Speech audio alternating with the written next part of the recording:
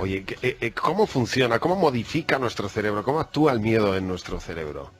Tenemos que distinguir dos clases de miedo. El miedo que nos ayuda a ser sensatos y prudentes y el miedo que nos lleva hacia el bloqueo. A eso yo le llamaría pánico. Sabemos perfectamente que cuando el pánico se apropia de nuestra vida hay cambios profundísimos en el riego sanguíneo del cerebro, aquellas áreas cerebrales que nos permiten ver las cosas con perspectiva, tomar decisiones correctas, ser más creativos para buscar una salida eficaz. Esas áreas son profundamente bloqueadas. El miedo y el pánico forman parte de la misma emoción con grado distinto de intensidad. Lo que ocurre es que el miedo sostenido en el tiempo es una realidad en la vida de muchísimas personas, es decir, es el vivir asustado, y eso obviamente se paga muy seriamente no solamente en el funcionamiento del cerebro, sino también en el cuerpo. El miedo sostenido es una causa clarísima de enfermedad. El núcleo fundamental del miedo, el llamado núcleo central del miedo, está en un complejo que se llaman los núcleos amigdalinos en los lóbulos temporales, más o menos a la altura de las orejas. De ahí parte la reacción fundamental de miedo, que genera cambios a nivel psicológico, la percepción de lo que es el susto, y cambios a nivel fisiológico, la aceleración del corazón, la reducción del funcionamiento del tubo digestivo, etcétera, etcétera. En 80 milésimas de segundo cambia por completo nuestra fisiología. Ten en cuenta que tenemos alrededor de 45.000 kilómetros de nervios, y ya te puedes imaginar que una alteración intensa en una región, como pueden ser los núcleos amigdalinos, cuando tienen tantísima proyección de nervios, llegan hasta el último rincón de nuestro cuerpo. Nuestros 60 trillones de células empiezan a ser bañadas por moléculas de la emoción, en este caso por el cortisol, que es la molécula reina en el miedo. Se sabe perfectamente que hay una zona del cerebro, la zona prefrontal izquierda, que se puede trabajar,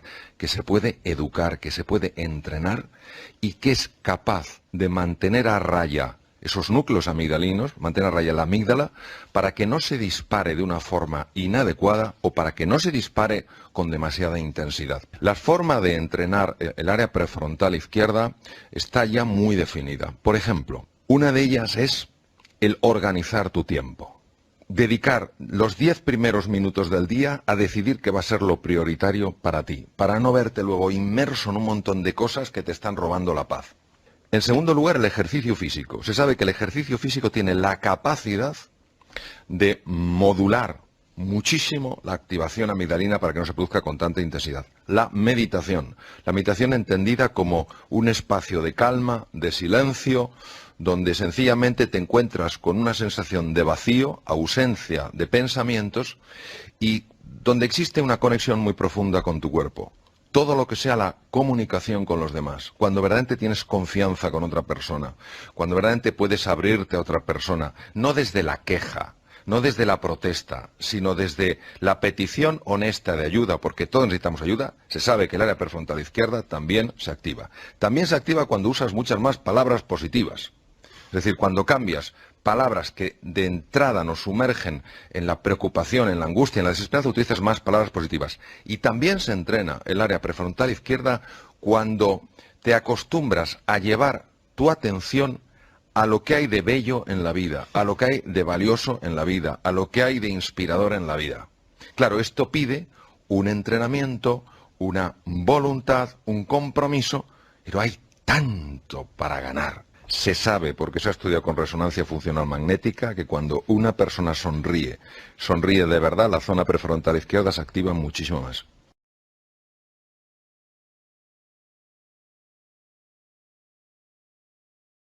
Mario, ¿qué podemos hacer para fomentar una cultura del atrevimiento?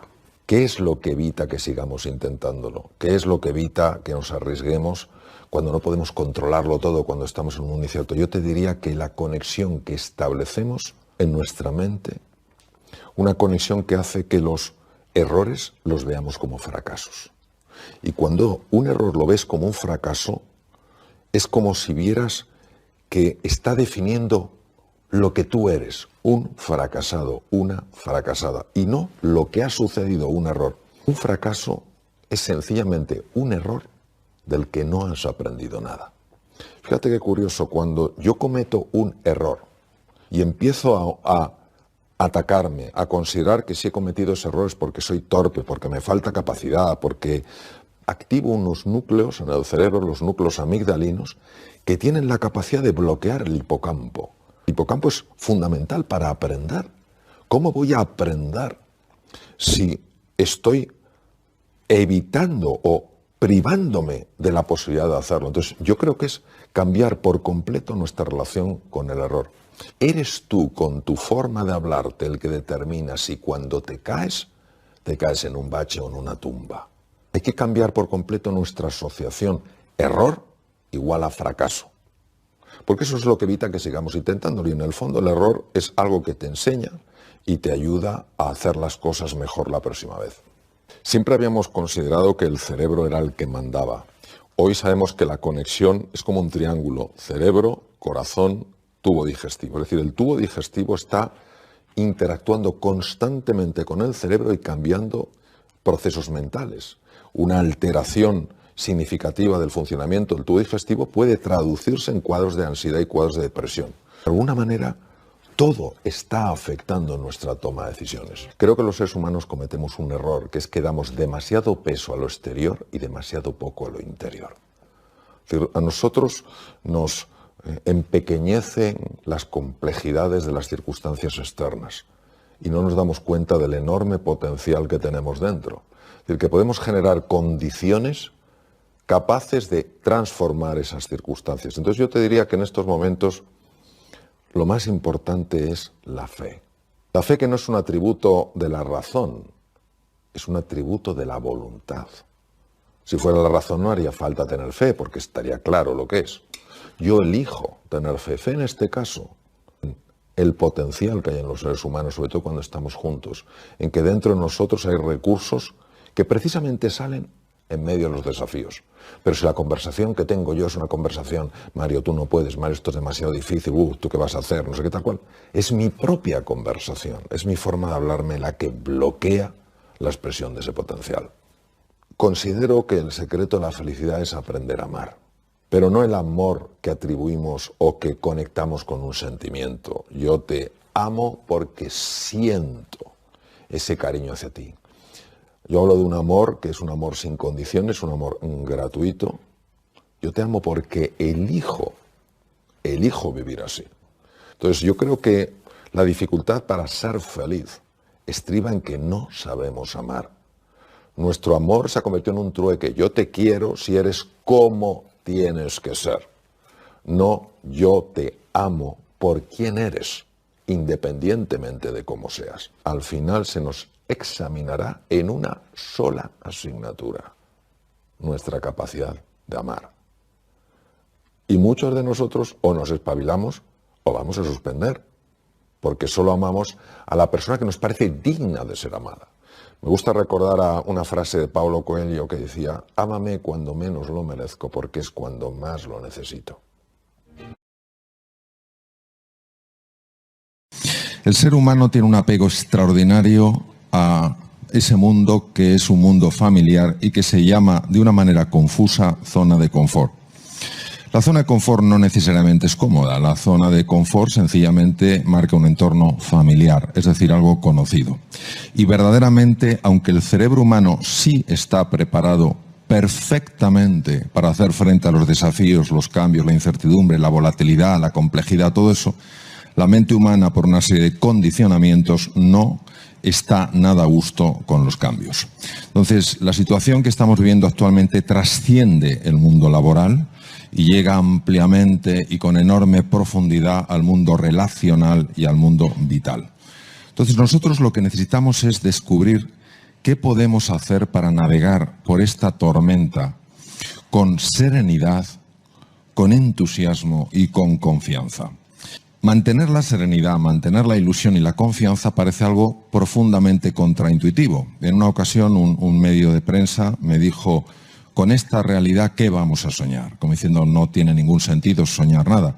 Y yo creo que es más bonito y más útil hacerse otra pregunta: ¿qué tipo de sueño tenemos que soñar precisamente para transformar esta realidad?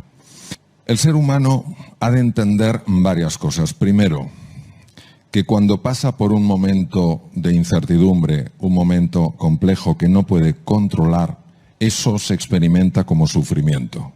No es agradable y tenemos que ser capaces de trascender ese dolor, tenemos que ser capaces de trascender esa dificultad para crecer.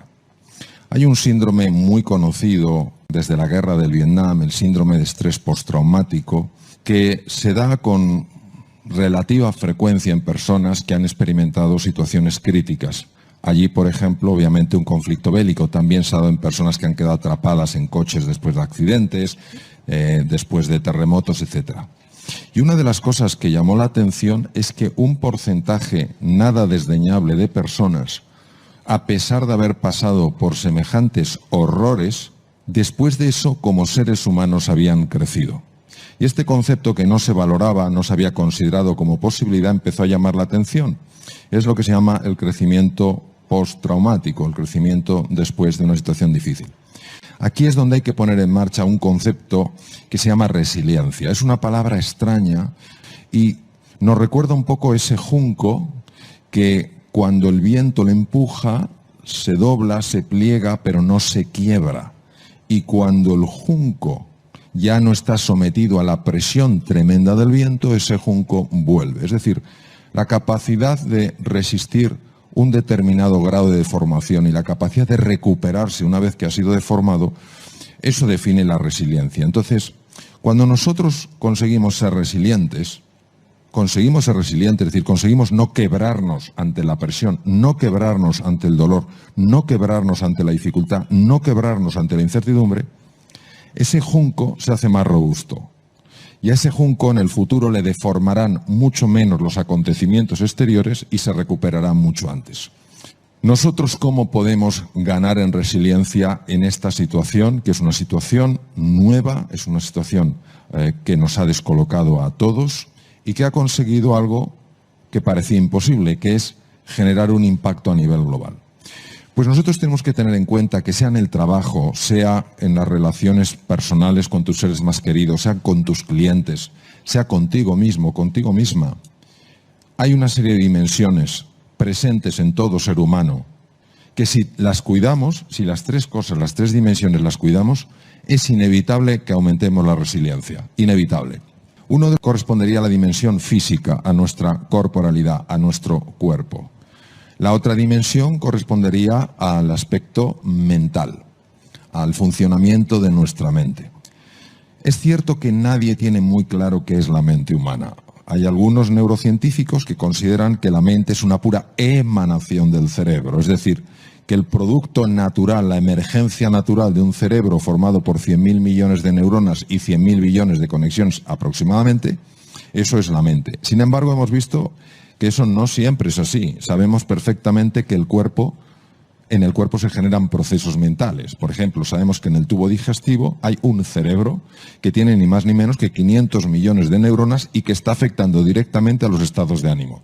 También sabemos, por ejemplo, que el corazón tiene aproximadamente 45.000 neuronas muy especiales, muy diferentes a las neuronas habituales, y que está mandando simplemente con la frecuencia cardíaca un mensaje al centro del miedo en el cerebro para decir si el entorno es seguro o no. Es decir, no es el cerebro el que informa al corazón, es el corazón el que informa al cerebro.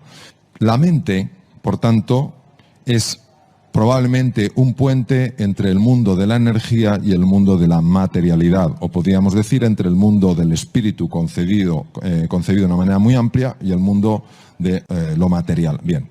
Y la tercera dimensión es la dimensión anímica, es decir, es lo que trasciende al ser humano, es el interés por los demás, es el amor a la naturaleza, es encontrar la unidad en la diversidad, es por tanto celebrar siempre la diversidad, es no permitir ni que ideas políticas, ni que ideas religiosas, ni que ideas culturales puedan separarnos en lo más profundo que es nuestra humanidad, nuestro anhelo de estar juntos, nuestro anhelo de ayudarnos unos a otros a ser más felices y sufrir menos. Entonces, si nosotros cuidamos estas tres dimensiones, la dimensión física, la dimensión corporal, la dimensión mental, que obviamente está conectada como ese hilo con los otros hilos del tapiz, y la dimensión anímica, inevitablemente hay un aumento de resiliencia y de esta situación que afecta al mundo laboral, al mundo de la educación, por supuesto, al mundo de las relaciones, vamos a experimentar como consecuencia de esto un crecimiento. Es decir, después de esta situación traumática, que es la que es, y que es dura y es desagradable, experimentaremos un crecimiento. Es decir, en lugar de quebrarnos, de ser un junco que se quiebra, o un junco que se queda doblado y no puede volver a su situación de partida, nos convertimos en juncos mucho más flexibles y simultáneamente mucho más robustos. ¿Qué aspectos tenemos que cuidar en las tres dimensiones? La dimensión del cuerpo, la dimensión de la mente y la dimensión anímica, la dimensión del alma, entendida en un sentido amplio, como trascendencia, del verbo transcando, ir más allá de uno mismo, de su propio ego, de su propio yo. A nivel corporal hay que hacer varias cosas para cuidar el cuerpo, la dimensión corpórea. La primera cosa es el ejercicio físico. El sedentarismo acaba matando. En países como España, el 30% de la población tiene muchos problemas a nivel fisiológico y bioquímico porque no hacen absolutamente nada de ejercicio. Está demostrado que cuando uno hace ejercicio físico, las posibilidades de caer en un proceso de ansiedad o depresión se reducen drásticamente. En segundo lugar, hay que cuidar la nutrición. Todos estamos experimentando estrés. El estrés no es más que la salida de lo familiar. Se activan automáticamente los mecanismos del estrés. Y cuando uno se estresa, se libera cortisol. Y el cortisol lo que quiere es llenar la sangre de azúcar. Entonces nos convertimos en personas ávidas de dulces. Esos dulces que se ingieren en exceso, se sabe que producen inflamación cerebral, que favorece la aparición de ansiedad y depresión. No la queremos, ni la ansiedad ni la depresión, en ningún momento de la vida, y menos en una situación donde tenemos que estar especialmente entusiastas y con un ánimo más elevado. En tercer lugar, el tema del dormir. Vamos a ver. Nuestra sociedad no acaba de entender la importancia del dormir. Muchas personas creen que dormir es perder el tiempo. Durante el sueño se activan genes nocturnos que evitan que haya mutaciones cancerígenas. Durante el sueño, el sistema linfático limpia el cerebro de proteínas anómalas que si se acumulan pueden dar trastornos degenerativos. Entonces, hay que acostarse sin estar viendo pantallas que emitan luz azul, porque interferimos la liberación de melatonina, que empieza a liberarse a las 9 de la noche y alcanza su pico entre las 11 y las 3. Si nosotros no cuidamos el descanso y nos dedicamos a estar todo el rato contestando emails, viendo cosas, interferimos el sueño y aumenta los niveles de estrés, favorece la ansiedad y favorece la depresión. Eso en cuanto a la parte física, para no extenderme. Habría otras dimensiones que son la respiración y la postura, pero bueno, las dejo para otra ocasión. La parte mental. Me voy exclusivamente a una cosa. No hay que tolerar que la mente nos lleve al pasado para lamentarnos por lo que hicimos o dejamos de hacer, o que nos proyecte al futuro para preocuparnos por lo que va a suceder y que no vamos a ser capaces de gestionar. Esto es una enfermedad de la mente que se descubrió hace 3.500 años y que está perfectamente reflejado en el Bhagavad Gita. ¿Cómo lo hacemos? Entrenando el músculo de la atención. Las prácticas de la meditación, las prácticas del mindfulness nos ayudan a centrar la atención y a saltar de lo que se llama la red neuronal por defecto a la red ejecutiva central. La red neuronal por defecto es la base de la infelicidad del ser humano y influye directamente en la enfermedad. La red ejecutiva central se activa cuando nos enfocamos en la tarea. Mejora el funcionamiento del sistema inmune, que es precisamente el que nos tiene que defender de los virus.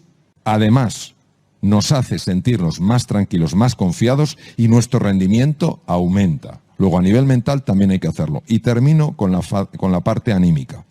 La parte anímica no tiene sentido si no trascendemos el yo y nos encontramos con el tú. Y nos encontramos para generar el nosotros. Es el momento de la cordialidad. Es el momento de la empatía. Es el momento de la compasión. Entonces, no busquemos excusas que nos las creemos, ese es el problema, y que nos limitan nuestra capacidad de encontrarnos. Si nos queremos encontrar, los ojos son los primeros que transmiten la mirada apreciativa. El tono de voz también. Y hay una energía que ya se puede medir, que emite el propio corazón y que llega a la otra persona. Entonces, si cuidamos esos aspectos, sea el trabajo en casa, sea el trabajo mitad en casa, mitad en la oficina, sea lo que sea, aumentaremos nuestra resiliencia y cuando esta situación pase, ¿qué pasará? Diremos, fue duro, hemos crecido.